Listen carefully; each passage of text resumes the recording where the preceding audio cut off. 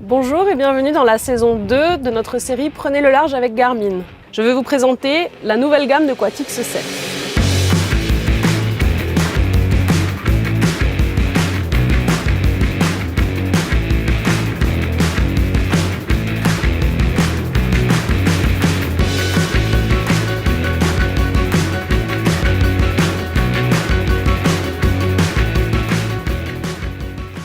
La gamme Quatix 7 est la première gamme de montres connectées tactiles au niveau de la marine. On va retrouver la Quatix 7, la 7 Saphir AMOLED et la 7X Solar. La Quatix 7 intègre un écran évidemment tactile, mais aussi Gorilla Glass, c'est-à-dire inrayable. Sur la 7 Saphir AMOLED, on va retrouver un écran beaucoup plus lumineux et un écran saphir, donc incassable. Sur la 7X Solar, on retrouve un panneau solaire et une lampe torche. Celle-ci a aussi un écran Gorilla Glass, donc inrayable. Cette dernière a été conçue par nos ingénieurs en France. Donc ici, on retrouve la Quatix 7 Saphir AMOLED. On va pouvoir accéder au menu ici avec les flèches haut et bas ou tout simplement en appuyant sur l'écran tactile où je peux faire défiler, comme sur mon téléphone, les différents menus.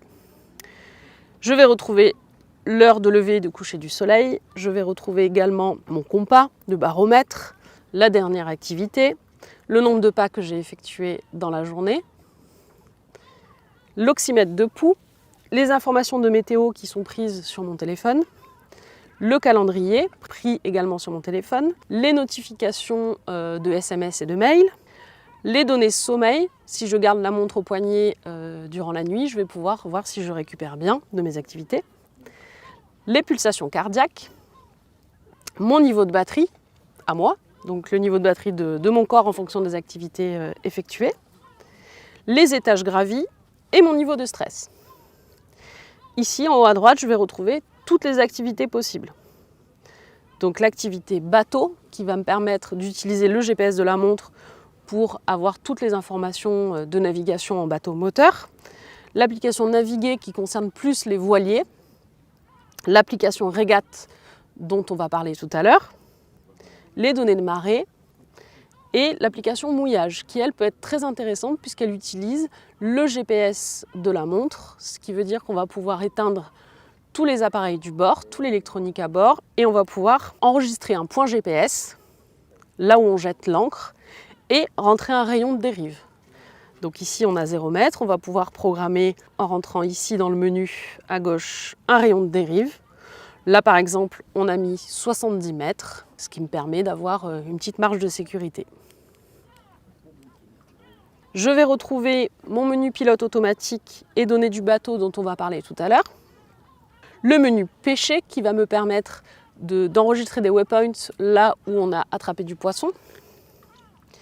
L'application aussi Fusion Link qui va nous permettre de gérer le post-fusion à distance. Donc on va pouvoir passer d'une chanson à une autre, augmenter le volume ou le baisser. Une fonction télécommande donc MFD qui va me permettre de contrôler les écrans 8400, les écrans GPS Map à distance. Et toutes les applications sportives, donc stand-up paddle, kayak, course à pied, randonnée et plein d'autres encore que vous pouvez télécharger sur l'application Connect IQ. Je vais vous montrer les fonctions Régate de la Quatix 7, fonctions qui existaient déjà sur la Quatix 6, mais que l'on a améliorées avec de nouvelles fonctions et notamment les coordonnées des bouées sur un parcours côtier. Ici, donc, on est sur un écran tactile. Dès que je mets en route une application sportive, le mode tactile se désactive. Je vais avoir le compte à rebours qui s'affiche. Ici, en appui long à gauche, je vais pouvoir accéder à la ligne de départ, donc je vais pouvoir marquer ma ligne de départ. Je vais pouvoir marquer le côté bateau-comité, le côté bouée et ma ligne sera matérialisée. Je vais retrouver donc mon compte à rebours que je vais pouvoir enclencher en appuyant ici. Je vais pouvoir également synchroniser plus et moins si par exemple je veux me recaler sur les 4 minutes, je vais pouvoir directement réétalonner mon compte à rebours. Je vais pouvoir accéder a un assistant au virement de bord. Donc je vais pouvoir rentrer mes angles au près pour pouvoir déclencher un virement de bord en fonction d'une bouée que l'on vise. Je vais retrouver mes données de cap, mes données de vitesse, la distance parcourue et la distance à la ligne. Tous ces champs de données, vous pouvez les personnaliser. Vous retrouverez également les pulsations cardiaques et votre cartographie, puisque sur cette montre, on intègre aussi de la cartographie. Vous retrouvez l'heure et vous retrouvez votre compte à rebours. En faisant un appui long à gauche, je vais avoir également tous les paramètres de la régate. Donc je vais pouvoir personnaliser mes écrans de données, je vais pouvoir mettre des alarmes et surtout, ce qui nous intéresse, accéder au menu navigation, retourner à la ligne de départ et également enregistrer des positions, si je veux rentrer un parcours côtier par exemple, et créer une route pour rejoindre la prochaine bouée. Une fois ma régate terminée, j'appuie en haut à droite pour arrêter l'activité. Un menu va s'afficher. Vous pouvez enregistrer votre trace et toutes ces données, vous pouvez les récupérer sur votre smartphone. Avec l'Aquatix 7, je vais pouvoir récupérer toutes les données qui sont sur mon bateau et aussi prendre la main sur le pilote automatique. Je vais vous montrer comment accéder à cette fonction. Dans le menu de toutes les applications de la montre, je vais pouvoir retrouver toutes les fonctions dont on a parlé tout à l'heure, mais aussi données du bateau. Je vais cliquer dessus. Sur mon écran GPS Map, je vais dans les options, les paramètres, la communication, périphérique sans fil et application Connect IQ. Ici, je vais retrouver mon menu données du bateau et activer la connexion.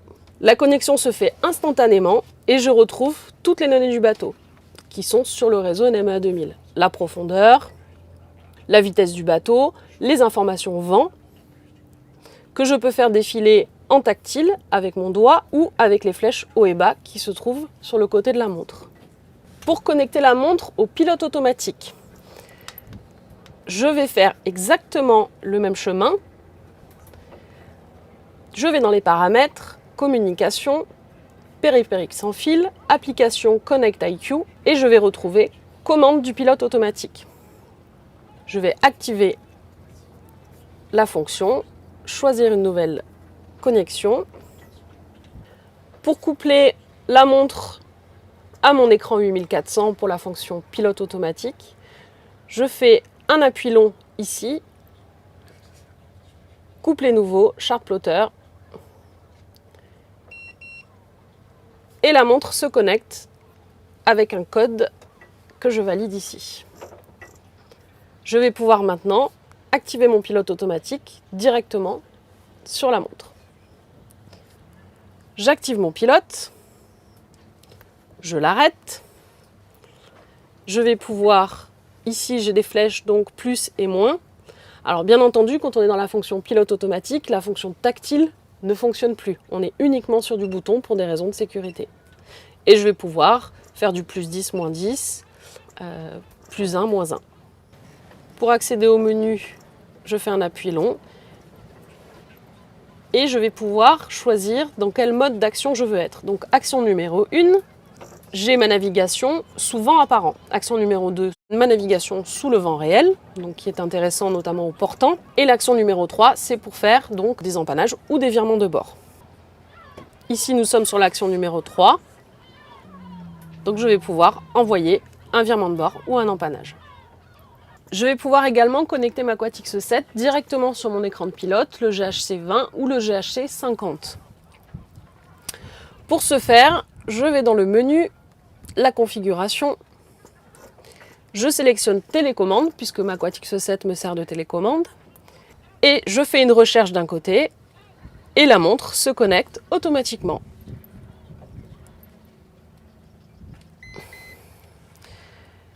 L'écran me demande si je veux ajouter une nouvelle télécommande. Je fais connecter et je vais retrouver exactement le menu que j'avais sur mon 8400 avec les 3 actions possibles sur la montre.